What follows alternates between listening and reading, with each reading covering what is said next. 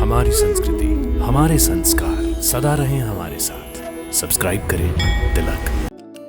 हिमाचल, यह वो धरती है जहाँ प्रकृति भक्ति की ताल पर झूमती दिखाई देती है।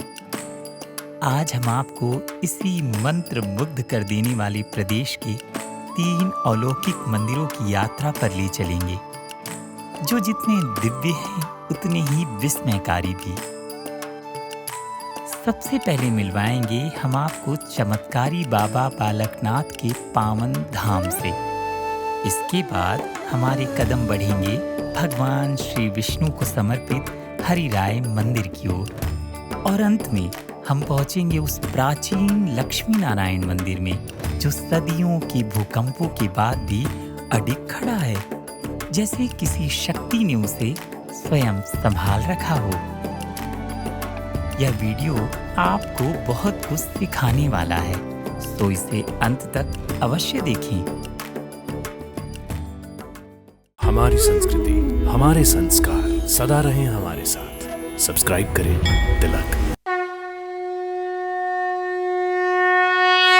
सादर नमन, वंदन और अभिनंदन।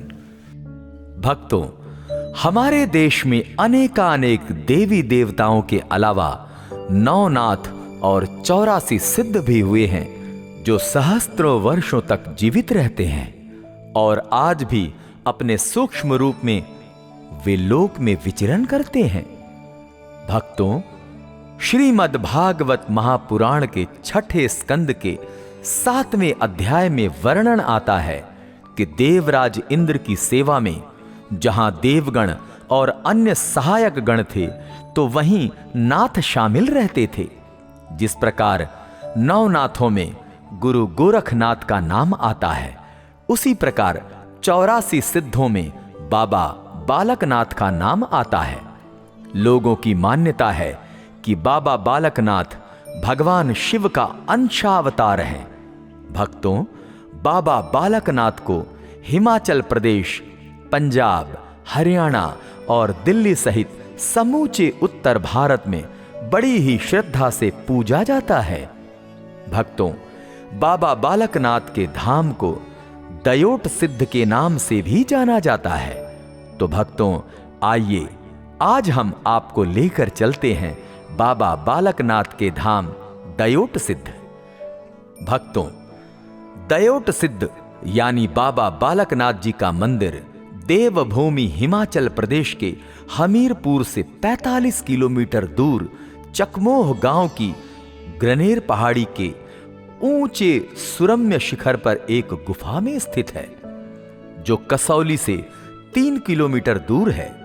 भक्तों, दयोट सिद्ध कोई मानव निर्मित मंदिर नहीं, बल्कि ये पहाड़ी के बीचों बीच स्थित एक प्राकृतिक गुफा है, जो बाबा बालकनाथ जी का आवास स्थान था। इस गुफा रूपी मंदिर में बाबा बालकनाथ जी की एक अत्यंत सुंदर दिव्य मूर्ति विराजमान है, जिसकी पूजा अर्चना के लिए भक्तों की भीड़ लगी रहती है। भक्तों, बाबा बालकनाथ जी की इस गुफा में महिलाओं का प्रवेश वर्जित है, क्योंकि मान्यता है कि बाबा जी सारी उम्र ब्रह्मचर्य व्रत का पालन करते हुए इसी गुफा में अंतर्ध्यान हो गए थे। इसी बात को ध्यान में रखते हुए उनकी महिला भक्त गर्भ गुफा में प्रवेश नहीं करती। यद्यपि नारियों के दर्शन हेतु गुफा के बिल्कुल सामने एक ऊंचा चबूतरा बनाया गया है, जहां से नारियां दूर से भी बड़ी आसानी से बाबा का दर्शन कर लेती हैं। भक्तों, बाबा बालकनाथ अमर कथा के अनुसार बाबा जी का अवतार सतयुग, त्रेता, द्वापर और कलयुग आदि सभी युगों में हुआ, लेकिन हर एक युग में उनको अलग अलग नाम से पहचाना गया। जैसे सतयुग में स्कंद, त्रेता युग में कौल और द्वापर युग में महाकौल के नाम से जाना गया। हर एक जन्म में यह शिव के बड़े भक्त कहलाए। अपने हर अवतार में उन्होंने गरीबों एवं निसहायों की सहायता करके उनके दुखों को दूर किया, कष्टों का नाश किया। भक्तों, द्वापर युग में महाकौल कैलाश पर्वत पर जा रहे थे तो रास्ते में उनकी मुलाकात एक वृद्ध स्त्री से हुई। उन्होंने महाकौल बाबा जी से गंतव्य में जाने का कारण पूछा तो उन्होंने वृद्ध स्त्री को बताया कि मैं कैलाश पर्वत भगवान शिव से मिलने जा रहा हूं। तो उस वृद्ध स्त्री ने महाकौल को मानसरोवर के किनारे तपस्या करने की सलाह दी। माता पार्वती प्रायः मानसरोवर में स्नान के लिए आया करती हैं। उन्हीं से आग्रह करो, वे भगवान शिव तक पहुंचने में तुम्हारी सहायता करेंगी। महाकौल ने बिल्कुल वैसा ही किया और अपने उद्देश्य भगवान शिव से मिलने में सफल हुए। बाल योगी महाकौल को देखकर शिव जी बहुत प्रसन्न हुए और उन्होंने बाबा जी को कलयुग का भक्तों के बीच सिद्ध प्रतीक के तौर पर पूजे जाने का आशीर्वाद प्रदान किया और चिरायु तक उनकी छवि को बालक की छवि के तौर पर बने रहने का भी आशीर्वाद दिया। भक्तों, कलयुग में बाबा बालकनाथ जी की जन्म को लेकर 2 कथाएं प्रचलित हैं। पहली कथा के अनुसार बाबा बालकनाथ का जन्म गुजरात काठियावाड़ में देव नामक बालक के रूप में हुआ। उनकी माता का नाम लक्ष्मी और पिता का नाम वैष्णव वैश्य था। बचपन से ही बालक देव रूपी बाबा जी दिन रात अनवरत आध्यात्म में लीन रहते थे। यह देखकर उनके माता पिता ने उनका विवाह करने का निश्चय किया, परंतु देव माता पिता के प्रस्ताव को अस्वीकार कर घर बार छोड़कर परम सिद्धि हेतु निकल पड़े और जा पहुंचे जूनागढ़ के गिरनार पर्वत, जहां उनका सामना हुआ स्वामी दत्तात्रेय जी से। यहीं देव ने स्वामी दत्तात्रेय से गुरु दीक्षा लेकर आत्म सिद्धि की बुनियादी शिक्षा भी ग्रहण की और सिद्धि प्राप्त करने हेतु साधना पथ पर अग्रसर हो गए। वर्षों की कठोर साधना के पश्चात बालक देव यानी बाबा जी को शाह तलाई में गरुड़ वृक्ष के नीचे सिद्धि प्राप्त हुई। बाबा जी जब शिव शंकर जी के पास गए थे, उन्होंने वरदान दिया था कि जिस माई ने तुम्हें 12 घड़ियां आराम करा के तुम्हें ये बताया कि शंकर के भगवान के दर्शन कैसे होंगे, इन्होंने रास्ता बताया, तो उस माई का कर्जा आपके ऊपर है, तो वो कर्जा आपको उतारना है उनकी सेवा करके। भक्तों, दूसरी प्रचलित कथा के अनुसार बाबा बालकनाथ जी 3 वर्ष की अल्पायु में ही अपना घर छोड़कर 4 धाम की यात्रा पर निकल गए। यात्रा करते करते शाह तलाई नामक पहुंचे थे, जहां रत्नो नामक एक माई रहती थी जिनकी कोई संतान नहीं थी। उन्होंने बालकनाथ को अपना धर्मपुत्र बनाया और अपनी गौएं चराने का काम करवाती और भोजन हेतु लस्सी रोटी देती। बाबा जी गौएं लेकर जाते और गौओं को छोड़कर ध्यान और साधना में लीन हो जाते, जिससे गायें लोगों की फसलें चर लेती थी। इसी प्रकार 12 वर्ष बीत गए। लोग माई रत्नों के पास शिकायत लेकर आने लगे। एक दिन माई रत्नों ने बाबा जी को 12 वर्ष रोटियां खिलाने और लस्सी पिलाने का ताना मारा। माई रत्नों का ताना सुनकर बाबा जी को क्रोध आ गया। उन्होंने क्रोधित होकर पेड़ के तने और जमीन पर चिमटा मारा। चिमटा मारते ही माई रत्नों ने बाबा जी को 12 वर्षों में जितनी रोटियां खिलाई, वो सारी रोटियां पेड़ के तने से बाहर निकल आई और जितनी लस्सी पिलाई थी, वो सारी लस्सी जमीन से निकलकर बहने लगी। दूसरे शब्दों में कहें तो बाबा बालकनाथ जी ने अपने चमत्कार के द्वारा माई रत्नों की 12 वर्ष की लस्सी और रोटियां एक पल में उसे वापस लौटा दी। और जब 12 साल पूरे हुए, अब उनके जाने का समय आ गया, तो उन्होंने बहाना बनाया कि उन गायों ने लोगों के खेत खा लिए। जब बाबा जी के गंगा ने खेत खाए, सब लोग इकट्ठे होकर के उन गायों को बरसर में थाना होता था, उस थाने में जाके जमा कराए और माता रत्नों के पास गए कि हमारी सारी फसलें जो थी वो बाबा जी ने बर्बाद कर दी हैं, तो आप हमें इसका हर्जाना दो। तो उस हर्जाने के लिए अब माता रत्नों बाबा के पास आती है कि हमने गाय चराने के लिए रखा है, तो तूने गाय कैसे खेतों में जाने दी, कि हाँ क्यों नहीं रखा। उन्होंने जैसे कहा तो उन्होंने कहा और गायें कहाँ हैं, मतलब गायें घर में हैं। कहते कि ये लोग कहते हैं मैंने थाने में बंद कर दिया है, तो अब गायें कौन लाएगा। माता जी आप चिंता ना करो, गायें आ जाएंगी। लेकिन मैंने किसका नुकसान कराया, पहले मुझे पता तो लगे। सारे किसान इकट्ठे हुए कि चलो हमारे साथ, आप झूठ ही बोल रहे हैं, चलो हमारे साथ चल के खेतों को देखो। सारे खेत में बर्बाद कर दिए उन गायों ने। जब बाबा जी उन लोगों को लेकर के माता रत्नों के साथ उन खेतों में गए तो क्या देखा, जो फसलें थी वो पहले से भी ज़्यादा लहरा रही थी, कोई नुकसान नहीं हुआ था। सब लोग अचंभित हुए, बाबा जी के चरणों में पड़ गए कि हमसे बहुत भारी भूल हुई है जो हमने आपके ऊपर ये इल्ज़ाम लगाया। तो मैं ये माता रत्नों ये बालक नहीं कोई सिद्ध पुरुष है।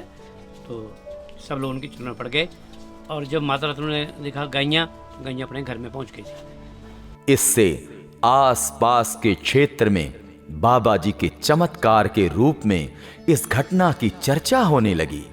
तत्कालीन ऋषि मुनि व साधक तपस्वी लोग बाबा जी की चमत्कारी शक्ति से बहुत प्रभावित हुए और उनकी प्रशंसा करने लगे। भक्तों, गुरु गोरखनाथ जी को बाबा जी के चमत्कारी शक्ति के बारे में ज्ञात हुआ तो उन्होंने बाबा बालकनाथ जी को अपना चेला बनाना चाहा, परंतु बाबा जी ने इनकार कर दिया, जिससे गोरखनाथ बहुत क्रोधित हो गए और बाबा जी को जबरदस्ती चेला बनाना चाहा। गोरखनाथ जी बड़े हैरान हुए, कहते भाई ऐसा कि आपको चेला तो बनना पड़ेगा। अपने 2-3 चेलों को बोला इनको पकड़ो और इसके कान में छेद करके मेरी मुद्रा डाल दो। मुद्रा डल गई तो मतलब मेरा चेला बन गया। तो बाबा जी को पकड़ा, उन्होंने घेरा, पकड़ लिया और जैसे वो छेद करते हैं इसमें कान में, जब मुद्रा डालने लगते तो छेद बंद हो जाता। कई बार प्रयास किया गया तो और बाबा जी के कान में जैसे वो छेद डालने के लिए डालते तो उसमें से खून की बजाय दूध निकलता, तो इसलिए उनका नाम दूधधारी भी बोला जाता है। तब बाबा जी शाह तलाई से धौलगिरी पर्वत की सुंदर गुफा के अंदर पहुंच गए।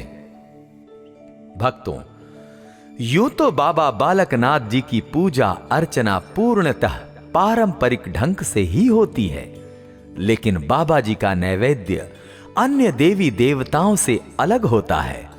भक्तगण बाबा जी को नैवेद्य में आटा, गुड़ और घी से बना रोटी वेदी में चढ़ाते हैं।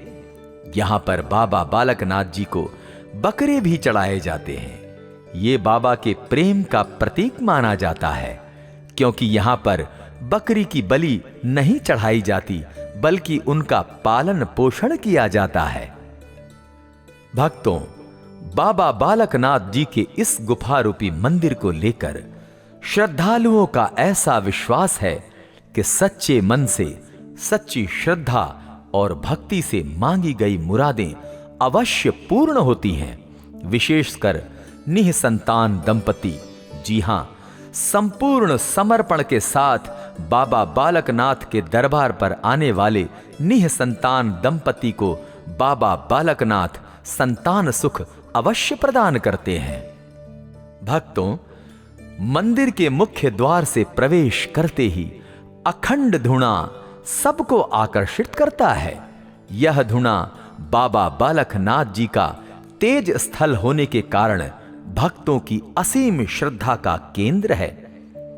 धूणे के पास ही बाबा जी का प्राचीन चिमटा है।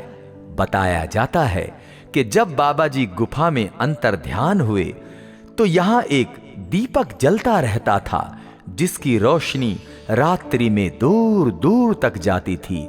इसलिए लोग बाबा जी के धाम को दियोट सिद्ध भी कहते हैं। हमारी संस्कृति, हमारे संस्कार सदा रहें हमारे साथ। सब्सक्राइब करें तिलक।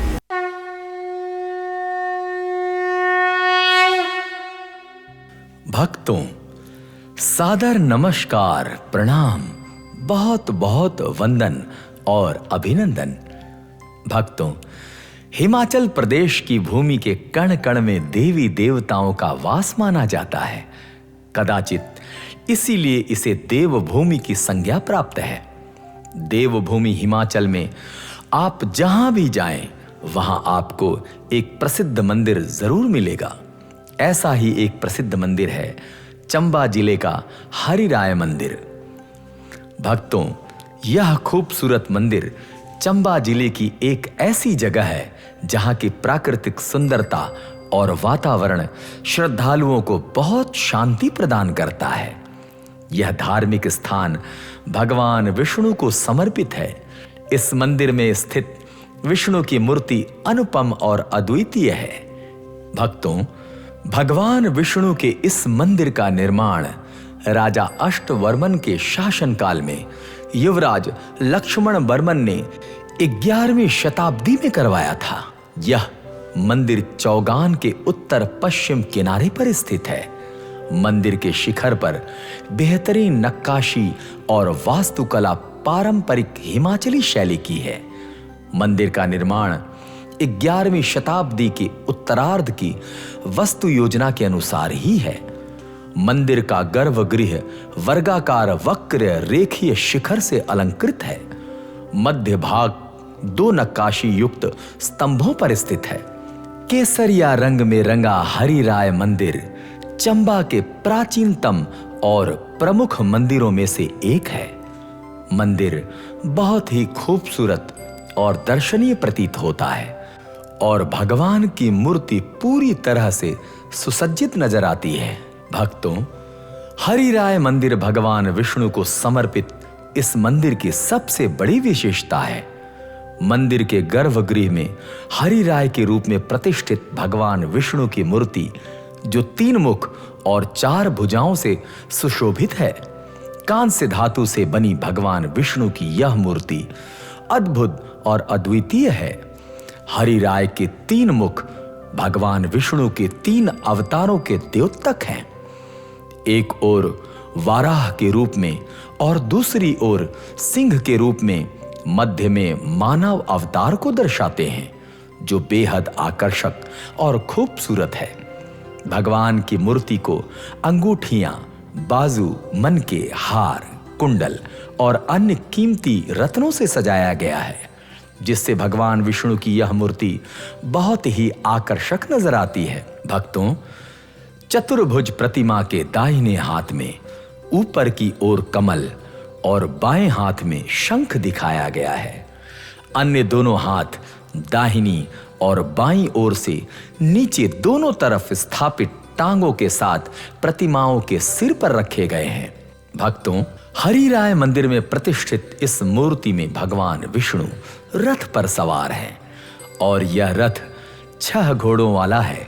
यह मंदिर शिकारा शैली में बना हुआ है, जिसकी सुंदरता अतुलनीय प्रतीत होती है। भक्तों, इस मंदिर में हरिराय रूप में प्रतिष्ठित भगवान विष्णु की मूर्ति के अलावा भगवान शिव, भगवान सूर्य, देवी उमा और नंदी की मूर्तियां भी स्थापित की गई हैं। भक्तों, इस मंदिर की दूसरी विशेषता यह है कि इस मंदिर में भगवान विष्णु की प्रार्थना दिन में 4 बार की जाती है और कई भक्त इस दिव्य आवाहन में भाग लेते हैं। इस मंदिर में हिंदुओं द्वारा मनाए जाने वाले सभी 30 त्योहारों में वेश, पूजा अर्चना तो होती है, लेकिन बैकुंठ एकादशी को विधिवत भव्य और दिव्य रूप से मनाया जाता है। हर साल इस अवसर पर लाखों भक्त और श्रद्धालु दूर दूर से चलकर इस मंदिर में पहुंचते हैं, दर्शन पूजन का लाभ लेते हैं। I am Tanvi Singh. I live in Chamba और मैं आपको एक मेले के बारे में बताना चाहती हूँ कि यहाँ पे एक मिंजर मेला लगता है, जो हर साल लगता है जुलाई और अगस्त के महीने में, और जुलाई के एंड में लगता है और अगस्त के पूरे उसमें चलता है।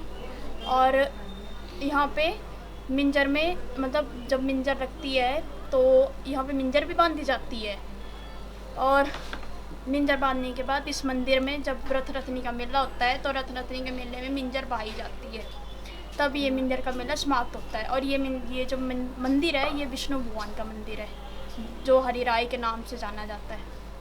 और यहाँ पे हर साल मेला लगता है और ये लगेगा मिंजर के समाप्त होने के बाद। और ये ऐतिहासिक मंदिर है। अगर आप इस मंदिर के अलावा चंबा के अन्य पर्यटन स्थलों की सैर करना चाहते हैं तो अवश्य करें। मणिमहेश मंदिर का निर्माण मेरुवर्मन ने करवाया था। माना जाता है कि यहां पर बैठकर भगवान शिव ने सालों तक तपस्या की थी। यह मंदिर समुद्र तल से 5653 मीटर की ऊंचाई पर स्थित है। लक्ष्मी नारायण मंदिर। लक्ष्मी नारायण मंदिर 6 मंदिरों का समूह है। इस मंदिर का निर्माण साहिल वर्मन द्वारा 920 से 940 के मध्य में करवाया गया था। इस मंदिर में गौरी शंकर की पीतल की प्रतिमा युगांकर वर्मन द्वारा बनाई गई है। लक्ष्मी नारायण की संगमरमर से बनी तस्वीर भी इस मंदिर में मौजूद है। यह मंदिर चंबा के प्रसिद्ध मंदिरों में से एक है। इस मंदिर में लगे संगमरमर के पत्थर को साहिल वर्मन ने उत्तराखंड से युगांकार वर्मन को भेजकर मंगवाया था।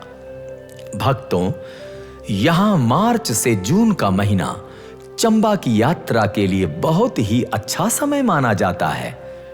बंधुओं, चंबा शिमला, दिल्ली और चंडीगढ़ सहित देश के कई राज्यों और जिलों से कई मार्गों के माध्यम से जुड़ा हुआ है।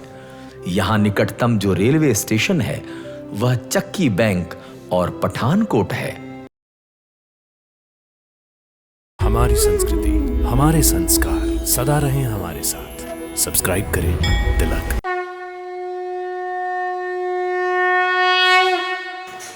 तीर्थ प्रेमी भक्तों, नमस्कार, प्रणाम, सादर नमन और अभिनंदन। निःसंदेह हमारा देश रहस्यों और चमत्कारों का देश है। विशेषकर देवभूमि और तपोभूमि हिमाचल प्रदेश की तो बात ही निराली है। हिमाचल प्रदेश सिर्फ अपनी खूबसूरत वादियों और बर्फ से ढके पहाड़ों की वजह से नहीं जाना जाता, बल्कि यहाँ के हजारों हजार मंदिर भी तीर्थ यात्रियों को अपनी ओर आकर्षित करते हैं। आज हम जिस मंदिर की यात्रा करने जा रहे हैं वो मंदिर है श्री लक्ष्मी नारायण जी का मंदिर। भक्तों, लक्ष्मी नारायण मंदिर चंबा के 6 प्रमुख मंदिरों में से यह सबसे विशाल और प्राचीन मंदिर है, जो अपनी पारंपरिक वास्तुकला, शिल्पकला और मूर्ति कला का अनुपम और उत्कृष्ट उदाहरण है। यह मंदिर हजारों साल पुराना है। भगवान विष्णु को समर्पित यह मंदिर राजा साहिल वर्मन ने 10वीं शताब्दी में बनवाया था। यह मंदिर शिखर शैली से निर्मित है। मंदिर में एक विमान और गर्भगृह है। मंदिर का ढांचा मंडप के समान है। मंदिर परिसर में कुल 6 मंदिर हैं। सबसे पहला भव्य व विशाल मंदिर भगवान लक्ष्मी नारायण का है। जब कोई भी व्यक्ति मंदिर में प्रवेश द्वार पर पहुंचता है तो उसे सीधा भगवान विष्णु की विशाल संगमरमर की प्रतिमा के दर्शन हो जाते हैं। भक्तों, लक्ष्मी नारायण मंदिर में भगवान विष्णु की मूर्ति विशाल सिंहासन पर प्रतिष्ठित है।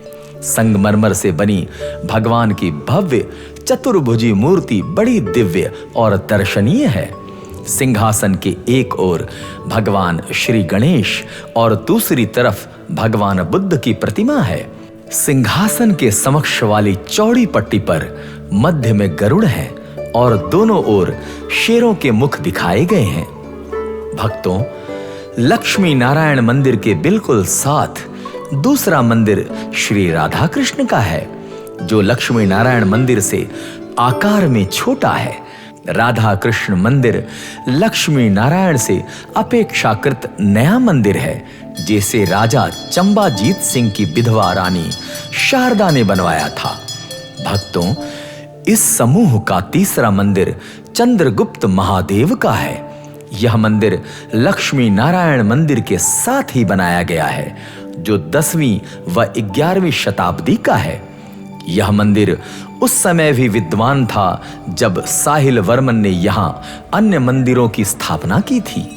इस मंदिर के गर्भगृह में शिवलिंग है, जिसके ऊपर चांदी का छत्र लगा हुआ है। भगवान शिव को समर्पित यह मंदिर इस समूह का प्राचीनतम मंदिर है। भक्तों, इस समूह का चौथा मंदिर गौरी शंकर महादेव का है। यह मंदिर प्राचीनता के दृष्टि से तीसरे स्थान पर है। गर्भगृह में कांसे की भगवान शिव की मूर्ति कला और सौंदर्य का अभूतपूर्व उदाहरण है। इसमें पीछे नंदी दिखाया गया है। बताया जाता है कि मूर्ति राजा साहिल वर्मन के पुत्र युगाकार वर्मन ने 11वीं शताब्दी में बनवाई थी। यह मूर्ति चतुर्भुजी है, जिसके सामने शिवलिंग स्थापित है। भक्तों, 5वां मंदिर अंबिकेश्वर महादेव को समर्पित है। इसे त्रिमुक्तेश्वर के नाम से भी जाना जाता है।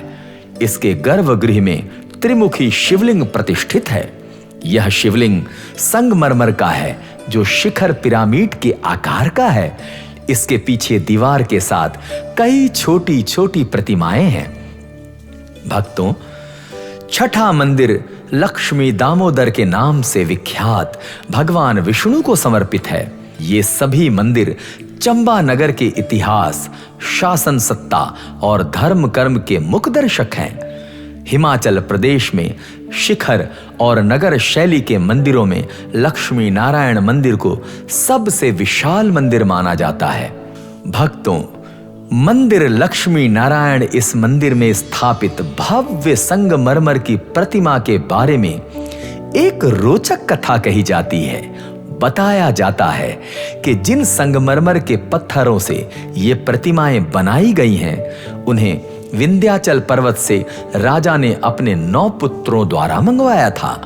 लेकिन जब मूर्ति निर्माण के समय उन पत्थरों को काटना शुरू किया गया तो उसमें मेढक निकल आया।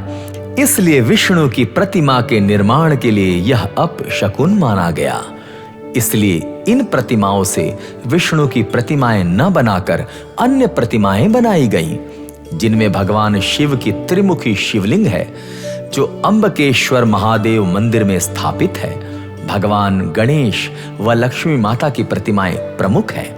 भक्तों, लक्ष्मी नारायण मंदिर समूह की खास बात यह है कि सभी मंदिर हजारों साल पहले बने हुए हैं।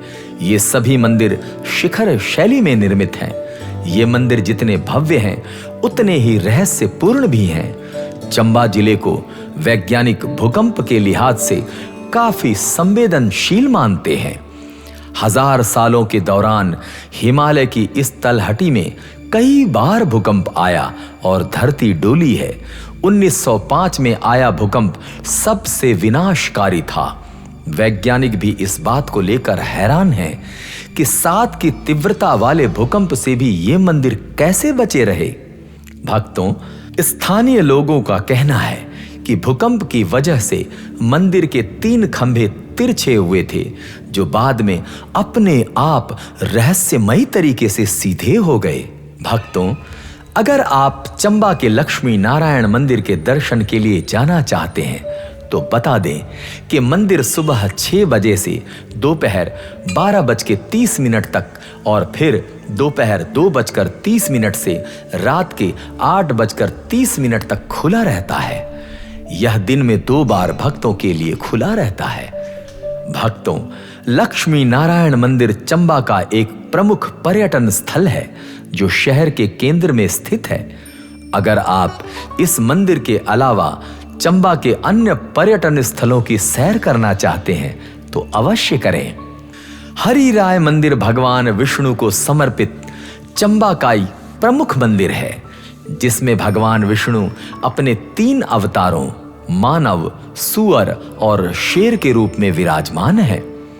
इस मंदिर में भगवान विष्णु की एक और आकर्षक मूर्ति है, जिसमें वे 6 घोड़ों के साथ रथ पर सवार हैं। यह मंदिर की सबसे उत्कृष्ट मूर्ति है। इसके अलावा मंदिर में भगवान शिव, सूर्य, अरुणा देवी, उमा और नंदी की भी मूर्ति है। सुई माता मंदिर चंबा में साहो जिले में स्थित एक प्रमुख मंदिर है, जिसको राजा वर्मन ने अपनी पत्नी रानी सुई की याद में बनवाया था, जिसने अपने लोगों के लिए अपना जीवन बलिदान कर दिया था। भक्तों, लक्ष्मी नारायण मंदिर के लिए चंबा जाने का सबसे अच्छा मौसम अप्रैल से अक्टूबर के बीच होगा, लेकिन अगर आप चंबा के अन्य पर्यटन स्थलों की सैर करना चाहते हैं तो मार्च से जून सबसे अच्छा समय है, क्योंकि इन महीनों में तापमान कम और सुखद रहता है। चंबा की घाटियों में गर्मी में रात ठंडी होती है। यहाँ जुलाई मानसून की शुरुआत है और भारी बारिश होने की वजह से यहाँ की यात्रा करने की सलाह नहीं दी जाती। दिसंबर बर्फ प्रेमियों के लिए अच्छा समय है, लेकिन इस दौरान यात्रा करते समय गर्म कपड़े जरूर ले जाएं, क्योंकि तापमान 0 स्तर तक कम हो जाता है। तो प्रिय भक्तों, हमारी यह यात्रा यहीं थमती है। हमें बताइए कि आप कब बैग पैक करके निकल रहे हैं इन पावन स्थलों की ओर, और हाँ, सबसे पहले किस मंदिर की सीढ़ियां आप चढ़ने वाले हैं? आपके जवाब पढ़ना हमारे लिए भी उतना ही रोमांचक होता है जितनी यह यात्रा। वीडियो के अंत तक साथ निभाने के लिए हृदय से आपका आभार।